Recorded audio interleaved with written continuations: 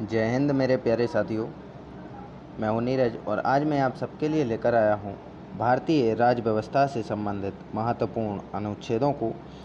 इसके पहले की क्लासों में हमने भारतीय संविधान का उद्भव, निर्माण और इसके महत्वपूर्ण अनुच्छेदों के बारे में पढ़ा। भारतीय संविधान के अनुच्छेद 1 से लेकर अनुच्छेद 62 तक हम कवर कर चुके हैं। आज की हमारी चौथी क्लास है।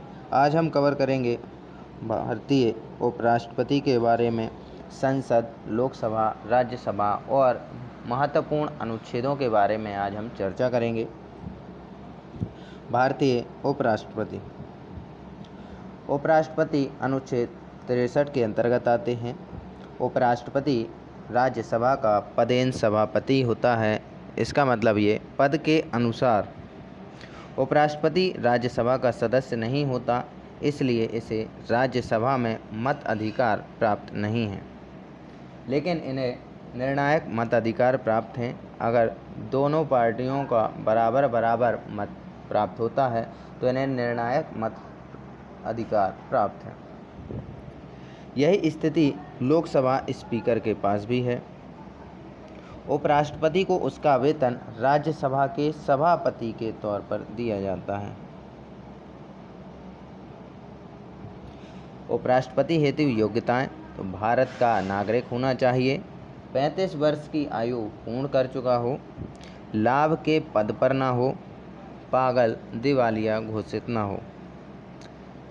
उपराष्ट्रपति का शपथ समारोह राष्ट्रपति के द्वारा पूर्ण कराया जाता है। उपराष्ट्रपति का कार्यकाल 5 वर्ष होता है। उपराष्ट्रपति के चुनाव की बात करें तो अप्रत्यक्ष तौर पर चुनाव होता है।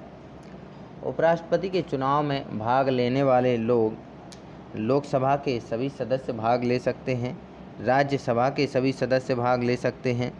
उपराष्ट्रपति के चुनाव में खड़े होने वाले व्यक्ति को 40 सांसदों के समर्थन की आवश्यकता होती है, जिसमें 20 सांसद प्रस्तावक और 20 सांसद समर्थक होते हैं। राष्ट्रपति और उपराष्ट्रपति का चुनाव एकल संक्रमण मतदान पद्धति पर आधारित होता है और ये प्रक्रिया हमने आयरलैंड के संविधान से अपनाई है। राष्ट्रपति और उपराष्ट्रपति के चुनाव के ऊपर विवाद का अंतिम फैसला सर्वोच्च न्यायालय का होता है।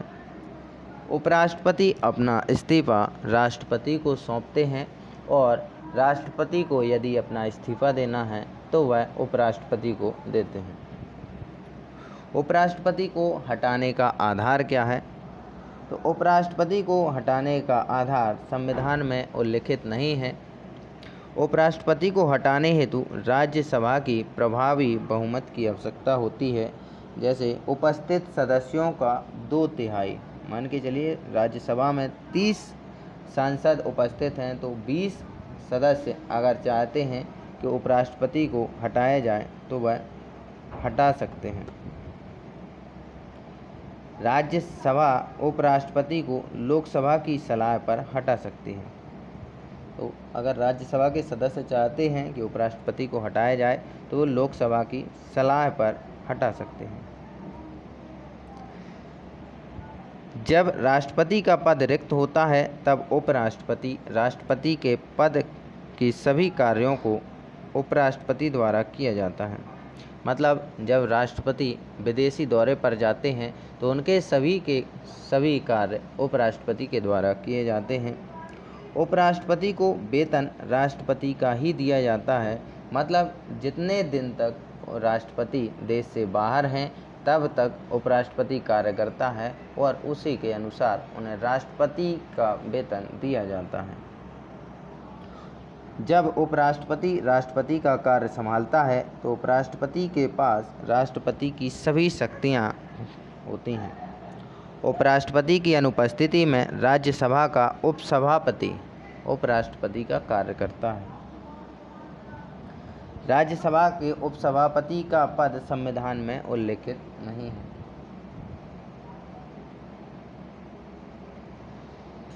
अनुच्छेद 72 राष्ट्रपति की क्षमादान की शक्ति। राष्ट्रपति को मृत्यु दंड माफ़ करने का अधिकार है। भारत में राष्ट्रपति के पास सेना के मार्शल लॉ को भी माफ़ करने का अधिकार होता है। मान लीजिए जैसे किसी सेना के अधिकारी से कोई गलती हो गई है और उसका कोर्ट मार्शल किया जा रहा है, मतलब उसे अपमानित करके और सेना से बाहर किया जा रहा है, तो राष्ट्रपति चाहे तो उसके कोर्ट मार्शल को माफ़ कर सकते हैं। अनुच्छेद 76 भारत का महान न्यायवादी। भारत का सबसे बड़ा वकील भारत का महान न्यायवादी कहलाता है। समयकाल ये राष्ट्रपति की इच्छा पर जीवन पर्यंत कार्य करता है। जब तक राष्ट्रपति चाहे तो ये अपने पद पर बने रह सकते हैं। यह संसद की संयुक्त बैठक में भाग ले सकता है, लेकिन निर्वाचन में जब मतदान किया जाता है, मतलब वोटिंग कोई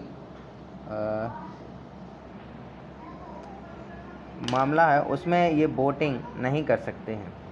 अनुच्छेद 79 संसद के अंतर्गत लोकसभा, राज्यसभा और राष्ट्रपति आते हैं।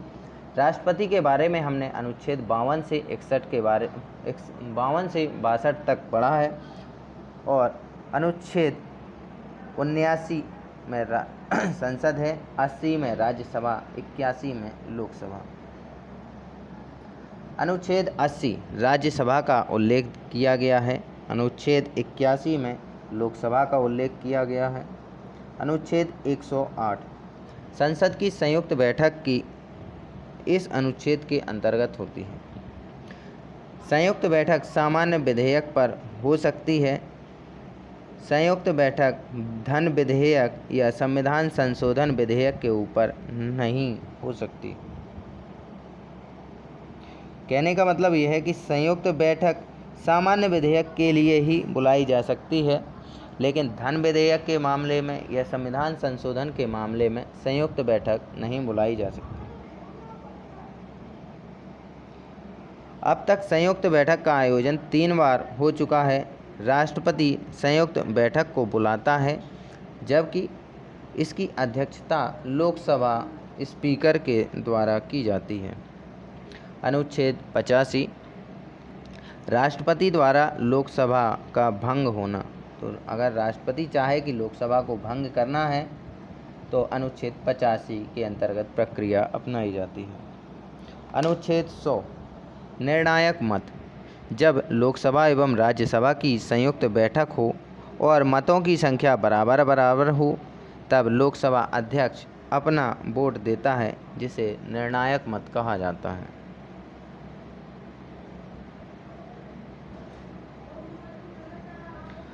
अनुच्छेद 123 अध्यादेश। जब संसद में कोई सत्र ना चल रहा हो, तब अगर कोई कानून लाया जाता है तो वह राष्ट्रपति के द्वारा अगर कोई कानून लाया जा रहा है तो उसे अध्यादेश कहते हैं, और ये संसद के द्वारा लाए गए कानून के बराबर ही मान्यता प्राप्त होता है। अनुच्छेद 124 के अंतर्गत सुप्रीम कोर्ट का गठन होता है, और सुप्रीम कोर्ट के बारे में अनुच्छेद 124 से 147 तक वर्णन है। अनुच्छेद 129 अभिलेख न्यायालय। सुप्रीम कोर्ट को कोर्ट ऑफ रिकॉर्ड साबित करना, मतलब सुप्रीम कोर्ट के निर्णय के आधार पर ही अन्य मामलों का निराकरण किया जाता है। अनुच्छेद 143 सुप्रीम कोर्ट द्वारा राष्ट्रपति को सलाह। अगर राष्ट्रपति चाहते हैं कि उन्हें सलाह की ज़रूरत है तो वह सुप्रीम कोर्ट से सलाह अनुच्छेद 143 के अंतर्गत मांग सकते हैं। अनुच्छेद 169 विधान परिषद का गठन। अनुच्छेद 170 विधानसभा का गठन होता है।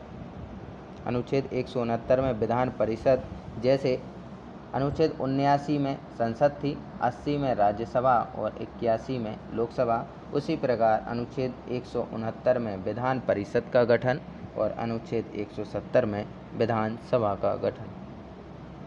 अनुच्छेद 148 महालेखा नियंत्रक यानी CAG, controller and auditor general.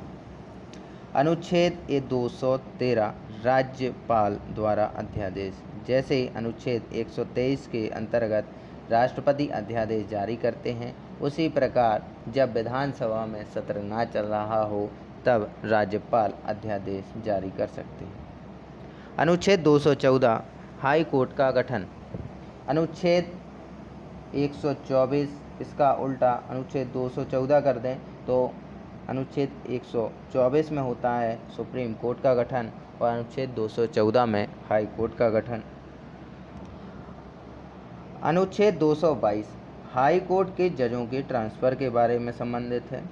अनुच्छेद 231 दो या दो से अधिक राज्यों के लिए एक हाई कोर्ट, जैसे पंजाब और हरियाणा के लिए चंडीगढ़ एक हाई कोर्ट। अनुच्छेद 280 के अंतर्गत वित्त आयोग आता है। अनुच्छेद 312 इसमें लोक सेवा आयोग के बारे में बताया गया है। अनुच्छेद 324 के अंतर्गत चुनाव आयोग से संबंधित प्रावधान है। अनुच्छेद 343 राजभाषा के बारे में बताया गया है, हिंदी के बारे में बताया गया है। अनुच्छेद 352 राष्ट्रीय आपातकाल से संबंधित है। अनुच्छेद 356 राज्य आपातकाल से संबंधित है। किसी राज्य में विधानसभा को भंग कर दिया जाए तो वहाँ राष्ट्रपति शासन लग जाता है।